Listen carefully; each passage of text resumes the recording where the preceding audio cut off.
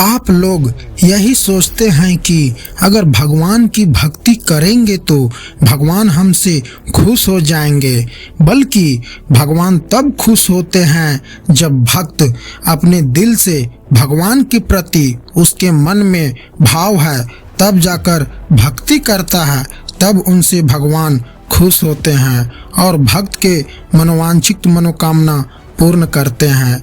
ऐसे ही एक भक्त की कहानी लेकर आया हूँ जो भक्ति करना जानता था, परंतु अपने दिल से भगवान के प्रति भाव विभोर होकर भक्ति नहीं करता था। इसलिए आप भी भगवान की भक्ति करते हैं तो ध्यान से इस कहानी को सुनिएगा, तभी आप लोगों को भक्ति करने का फल प्राप्त होगा। और आपसे अनुरोध है कि चैनल को सब्सक्राइब कर दीजिएगा, इसी तरह का ज्ञान आपको मिलता रहे। एक गांव में एक व्यक्ति रहता था। वो अपने जीवन में बहुत परेशान था। उसका परेशानी देखकर उसका दोस्त ने सलाह दी कि तुम भगवान श्री कृष्ण की पूजा शुरू कर दो। तब उस व्यक्ति ने बाजार में जाकर भगवान श्री कृष्ण की मूर्ति लेकर घर आया और सुबह शाम पूजा करना शुरू कर दी। पूजा करते करते कई साल बीत गए, लेकिन कोई लाभ नहीं हुआ। फिर से वह व्यक्ति परेशान रहने लग गया।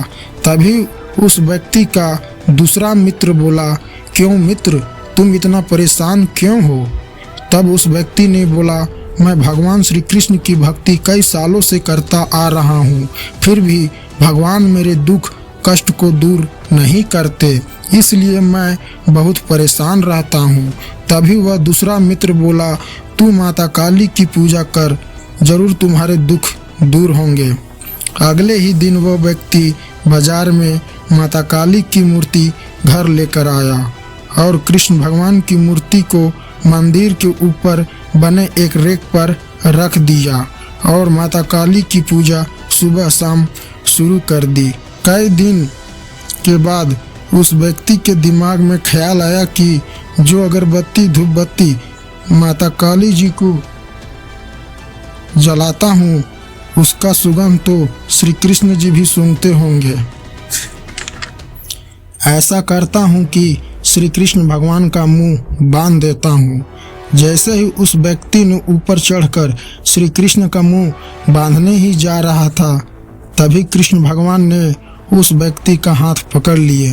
वो व्यक्ति हैरान रह गया और भगवान से पूछा कि हे प्रभु, इतने वर्षों से आपकी पूजा कर रहा हूँ था, तब नहीं आया और आज कैसे प्रकट हो गए? भगवान श्री कृष्ण जी उस व्यक्ति को समझाते हुए कहा, आज तक तू एक मूर्ति समझकर मेरी पूजा भक्ति करता था, लेकिन आज तुम्हें एहसास हुआ कि कृष्ण सांस ले रहा है और तुम्हारे अंदर माता काली के लिए भाव उत्पन्न हुआ कि जो तुम अगरबत्ती धूप बत्ती जलाते हो, उसका सुगंध सिर्फ मेरी माँ को लगे और किसी अन्य को नहीं, इसलिए मैं तुम्हारे सामने आ गया। भगवान तो सर्वत्र हैं, कण कण में हैं, जरूरत है तो सिर्फ भगवान के प्रति भाव और आस्था की। तब उस व्यक्ति ने भगवान से क्षमा मांगी और भक्ति भाव आस्था से भगवान की भक्ति करने लगा।